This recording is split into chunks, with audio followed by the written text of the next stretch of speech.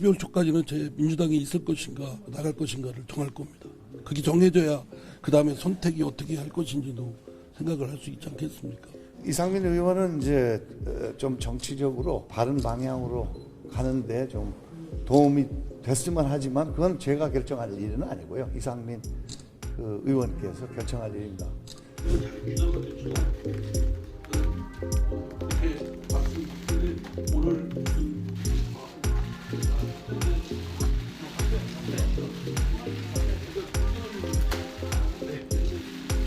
네, 이쪽으로 보고. 안녕하세요. 네. 아니 이게 뭐가 있겠습니까? 아까 현실적인 한국 정치의 문제점이라고 하시는데 저 자신도 이바지하면서 충분히 그 기간 만큼 대가를 받을 수 있는 그 과학자들이 더 나올 수 있도록 그 애로사항이 뭔지.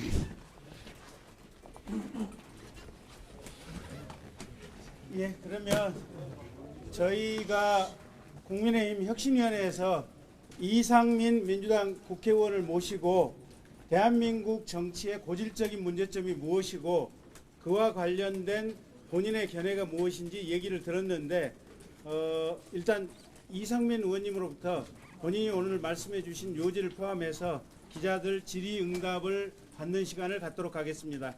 일단 이상민 의원님 간단하게 오늘 말씀해 주신 내용 개요를 설명해 주시면 좋을 것 같습니다. 가감 없이 이러면 안 되죠? 가감 없이 해주셔도 됩니다. 제가 간단하게 말씀드리면 저희 당의 핵심 지도부가 국민에 대한 따뜻한 마음이 좀 부족한 것이 아닌가, 또 섬세하게 국민들과 소통을 좀 했으면 좋겠다, 이런 내용이 핵심이었고요. 그 다음에 저희 당도 그렇고 민주당도 그렇고 당 내 소통이 고질적인 문제점이다, 이런 내용을 기억하고 있는데 그 외에도 이상민 의원님께서 여러 가지 말씀이 있으실 것 같습니다. 위원장님 들어가셔야 되는 거예요? 아니 괜찮아요. 괜찮아요? 의자가 하나가 의자. 아니, 괜찮습니다. 위원장님 먼저 말씀하시죠. 아니요. 예, 제가 그 국민의힘 혁신 위원님들한테 지금 그 혁신위가 해야 될 그런 거에 대해서 제 말씀을 드렸습니다.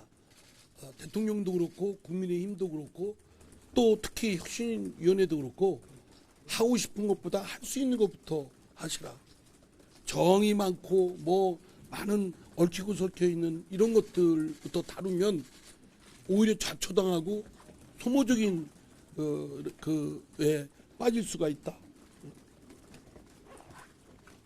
그래서 그 할 수 있는 것부터.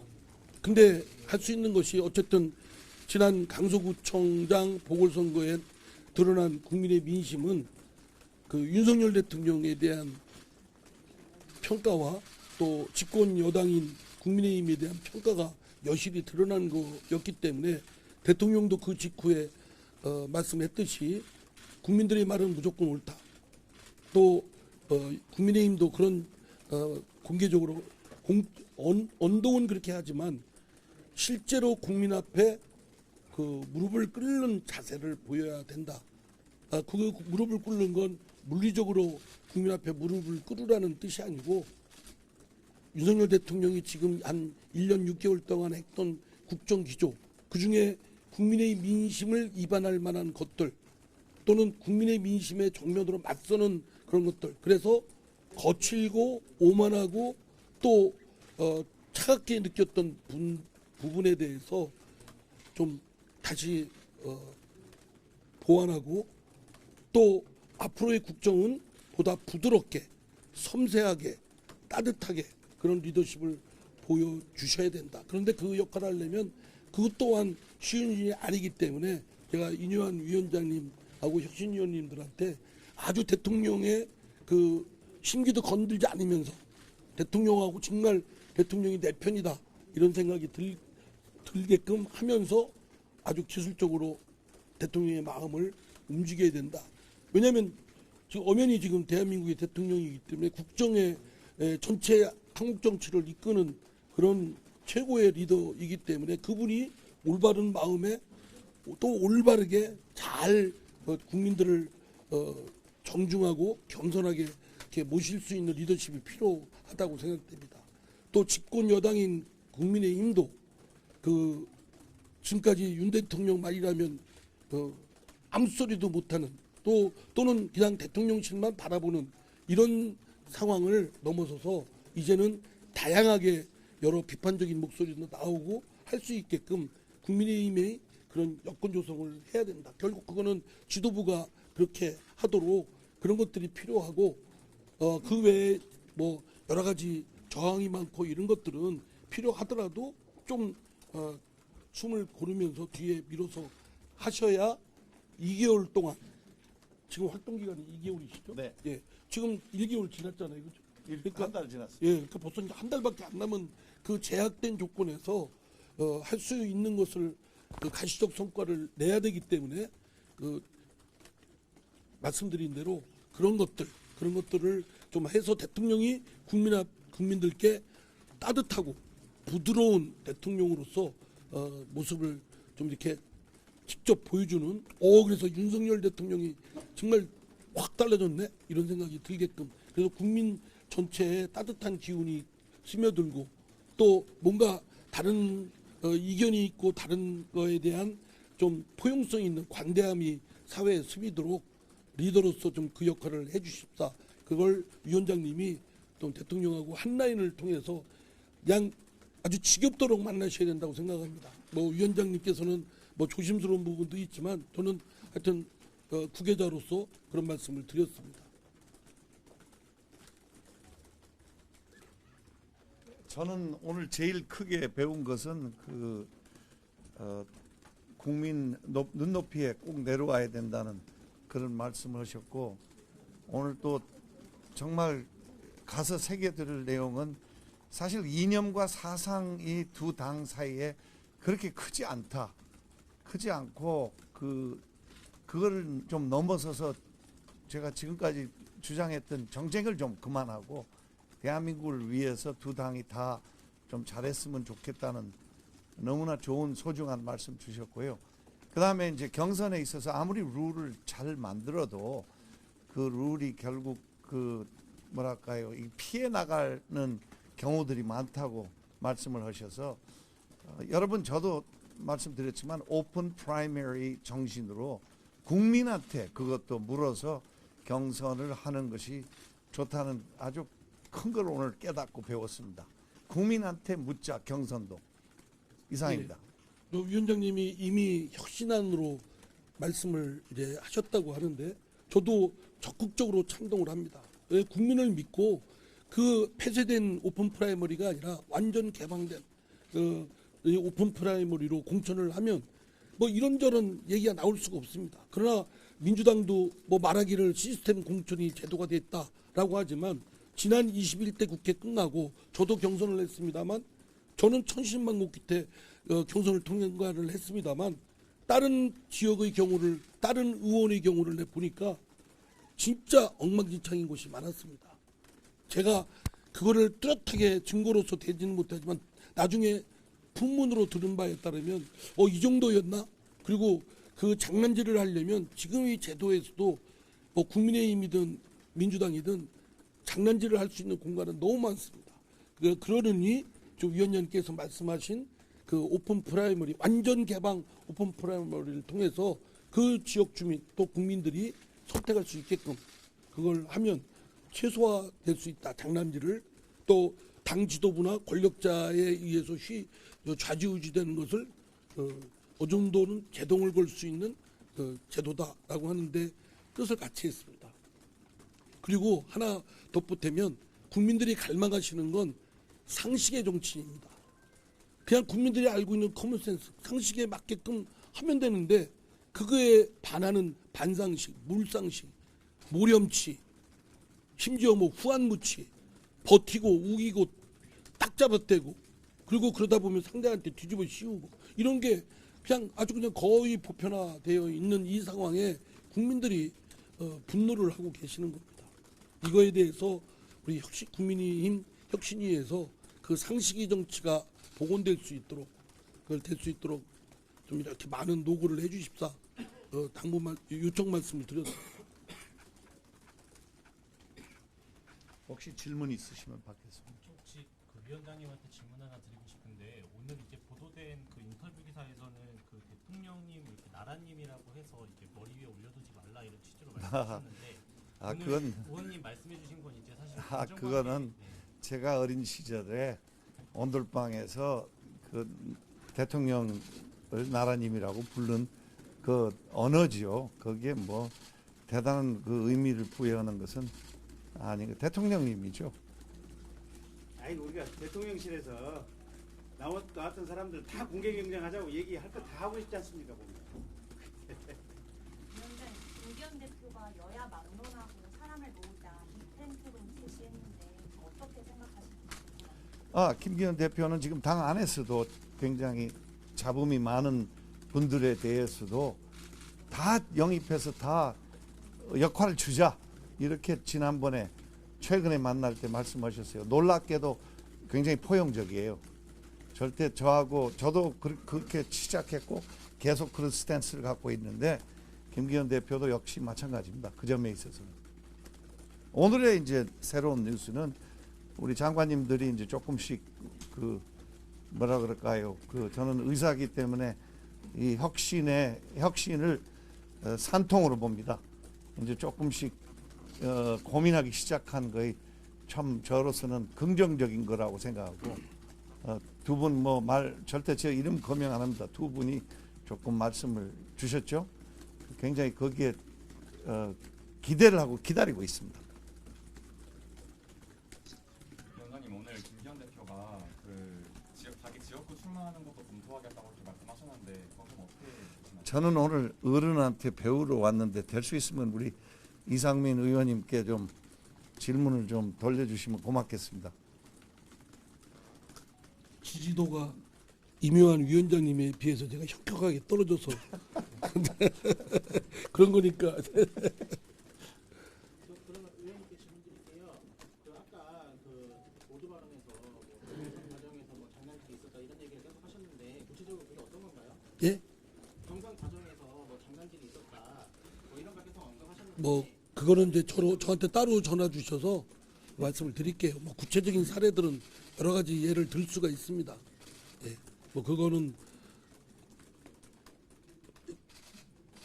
나중에 좀 말씀드릴게요. 나중에 따로 뭐 그 과정은 여러분들이 능히 알고 계시지 않습니까? 제가 뭐 구체적으로 제가 말씀 안 드려도 뭐 저희 민주당의 경우로 예를 들면 뭐 소위 강성당원들이 달려들어가지고 뭐 이렇게 뭐 그러면서 하고 또 그런 저희 당은 지금 거주지를 뭐 이렇게 기준으로 하는 게 아니라 권리당원은 아무데나 선택해서 갈 수 있습니다. 그리고 여론조사에 있잖아요. 온라인을 통해서 투표하잖아요. 거기서 뭐 장난질을 할 수 있는 건 뭐 여러 경우가 있습니다. 표본을 뭐 이렇게 한다든가 뭐 하다든가 뭐 그런 것들이 우리 위원장님한테 여쭤보는데요. 이달 말까지 신당 관련해가지고 품을 열고 신당을 갈지 아니면 그냥 그 힘으로 남을지 위원장하고 서로 얘기가 다 됐던 거예요. 아직도 만날 기회가 있으신데 누구 말씀이시죠? 이번 기회로 국민의힘으로 공식상에 입당을 하신 건지 아니면 그냥 품을 넓게 여는 상태에서 순수하게 그냥 소통 강사로 오신 건지. 저에 대한 질문. 두 개.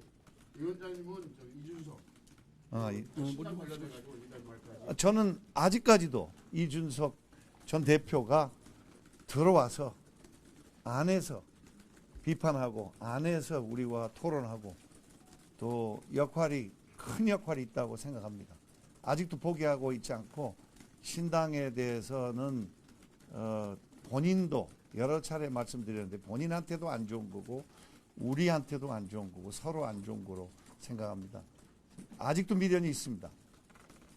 예, 저는 뭐 제 신상에 관한 거는 오늘 주제는 관계없지만 아까도 말씀드린 대로 제 민주당에 있을 것이냐 나갈 것이냐를 12월 초까지 말씀을 드린다고 했고 그 이후에 모든 가능성은 제 정치적 만약에 나온다면 민주당에 그대로 남는다면 모르는데 나온다면 그 다음에 그 선택은 저의 정치적 꿈을 펼치고 또 저를 지금까지 도와주시고 지지해 주시고 한 분들이 동의하는 선에서 또 협의해서 결정을 하려고 합니다. 이상민 의원님한테 질문 드리면요.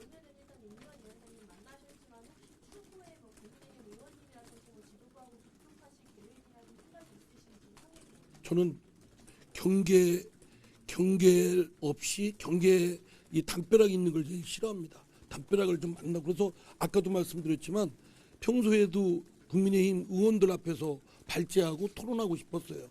뭐또 누구든지 만나서 이런 얘기 저런 얘기 하는 건 하려고 합니다. 그런 건 없습니다. 예. 위원장님, 김기현 대표가 빅텐트 얘기도 했고요. 또 당내에서 이상민 의원 오시면 두팔벌려 환영한다 이런 얘기도 나왔잖아요. 만약에 12월 초에 결정하신다고 하셨는데 이 의원님이 국민의힘에 입당하신다면 국민의힘이 혁신하는 데 좀 도움이 될 거라고 보십니까? 저한테 물으십니까? 김기현 위원장. 벌써 엄청 배울 게 많다는 걸 느꼈고요. 또 이틀 전에 우리가 아침 행사에 같이 갔는데 뭐 아까도 말씀드렸지만 대북에 관한 생각도 많이 공유하고 있고 아주 다양성에 있어서 굉장히 우리한테 큰 보탬이 되라고 생각하는데 본인의 결정은 존중합니다. 절대 제가 뭐 무조건 이래라 저래라 할 그럴 위치에 있지 않습니다. 물론 오시면 환영하지요. 원희룡 장관이 헌금 출마 의사 내비치셨는데 그건 어떻게 원희룡 장관이 고마워서 눈물이 납니다. 참 멋진 분이고 저도 통화를 했습니다. 지금 본인께서 고민 중이라고 무슨 확답을 주신 게 아니에요. 절대로 그거 쓰지 마세요. 본인이 지금 고민 중이라고 어제 전화가 왔어요. 저한테. 그래서 감사하다고 너무너무 고맙다고 혁신이가 이제 혁신이 이제 행동으로 시작하는구나 이렇게 저는 해석합니다. 한 가지 더 야권에서 어제 암컷 발언 나와서 파문이 일고 있는데 이에 대해서 어떻게 생각하세요? 암컷 관련 발언. 아이고 정말로요. 그거에 대해서는 그 코멘트를 저는 온돌방 아랫목에서 어른과 정부에 있는 심지어 좀 돌려서 말씀드릴게요. 외국 나가서 문 대통령에 대해서 불만이 많았는데 과거에 절대 외국 나가서는 우리 대통령님 심지어 북쪽에 가서 이명박 대통령님도 굉장히 거센 나쁜 발언을 했는데 우리 수반이다. 그렇게 얘기 좀 안 했으면 좋겠다. 그 얼마나 평양에서 얘기하기 힘든 줄 아세요? 그런 말을?